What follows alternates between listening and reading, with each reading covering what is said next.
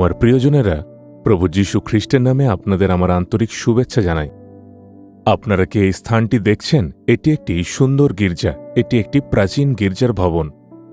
এই সুইডেন দেশে গোথেনবার্গ নামে একটি শহর রয়েছে। পরিচর্যার কাজে আমরা এখানে এসেছিলাম। সেই শহরের পাশে একটি দ্বীপ রয়েছে, ছোট কিন্তু খুবই সুন্দর একটি দ্বীপ। এখানে অনেক মানুষ বাস করেন এবং এখানে বেশ কয়েকটি গির্জাও রয়েছে। এই সুন্দর গির্জাটি সেই দ্বীপেই অবস্থিত। খ্রিস্টাব্দ 1200 সালের দিকে এটি কাঠ দিয়ে নির্মিত হয়েছিল এবং পরে 1450 সালে এটিকে পাথর দিয়ে পুনর্নির্মাণ করা হয়।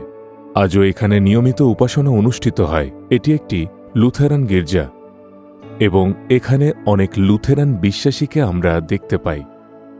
মার্টিন লুথারের মাধ্যমে যে ধর্মীয় জাগরণ শুরু হয়েছিল তা সমগ্র সুইডেনেও ছড়িয়ে পড়েছিল।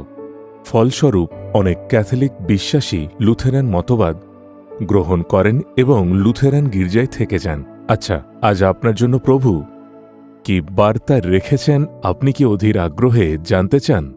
যাত্রা পুস্তক তার 34 অধ্যায় 24 পদে লেখা আছে, আমি তোমার সীমা বিস্তার করিব। আর এটাই হল আজ আপনার জন্য প্রভুর প্রতিশ্রুতি। আমার সন্তান, আমি তোমার সীমা বিস্তার করব।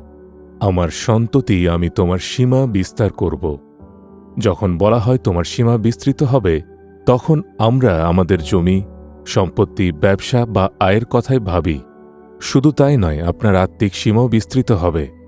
আপনার বিশ্বাসের পরিধি আরও বৃদ্ধি পাবে। আপনার অভিষেকের পরিধি আরও বৃদ্ধি পাবে। ঈশ্বরের প্রতি আপনার ভালোবাসা আরও গভীর হবে। আপনার ঐশ্বর্য, স্বভাব এবং আত্মিক দান আরও সমৃদ্ধ হবে। এগুলোর উপর নির্ভর করে অন্যান্য আশীর্বাদ আপনার জীবনে আসবে।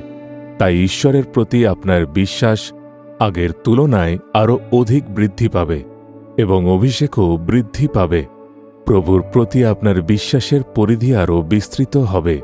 এভাবেই প্রভু আপনাকে আশীর্বাদ করবেন। আর সেই সঙ্গে সঙ্গে প্রভু আপনার আয়, ব্যবসা এবং কাজের ক্ষেত্রেও প্রভু আপনাকে অধিক অধিক বিস্তৃত করবেন এবং আশীর্বাদ করবেন। এটাই আপনার জন্য ঈশ্বরের প্রতিশ্রুতি। হয়তো আপনি কোনো পরিচর্যার কাজে নিয়োজিত আছেন, সেখানেও প্রভু আপনাকে বিস্তৃত করবেন। আর এটি বিশ্বাস করুন, প্রভু চান না যে আপনি সারা জীবন একই অবস্থায় থেকে যান। তিনি চান আপনার সীমা আরও বিস্তৃত হোক। আপনি যদি বিশ্বাস করেন, আপনি যে ক্ষেত্রেই এই বিস্তৃতি কামনা করেন, প্রভু সেই ক্ষেত্রেই এই অলৌকিক কাজ করবেন, আপনাকে আশীর্বাদ করবেন। আপনি কি বিশ্বাস করেন? আপনি চান আপনার জীবনের কোন ক্ষেত্রে সীমা বিস্তৃত হোক? আপনার আত্মিক জীবনে, আপনার পরিবারে, আপনার ব্যবসায়, ঈশ্বরের প্রতি আপনার ভালোবাসায়, নাকি আপনার বিশ্বাসে? আপনি তাঁকে বলুন, হে প্রভু, আমার সীমা বিস্তৃত করো। প্রভু অবশ্যই তাঁর প্রতিশ্রুতি পূরণ করবেন।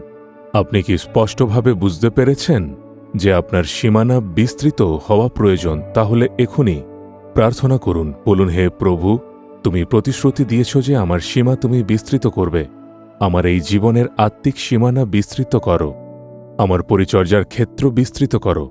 তোমার প্রতি আমার ভালোবাসা এবং তোমার প্রতি আমার বিশ্বাস আরও বৃদ্ধি করো। হে প্রভু, আমার ব্যবসার সীমানাও বিস্তৃত করো।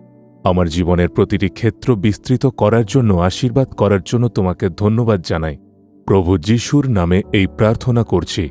Amen, amen. Jesus redeems Bengali YouTube চ্যানেলটি সাবস্ক্রাইব করুন। বেল আইকনটি ক্লিক করুন আমাদের প্রতিদিনের নতুন প্রোগ্রাম সম্পর্কে আপডেট পেতে।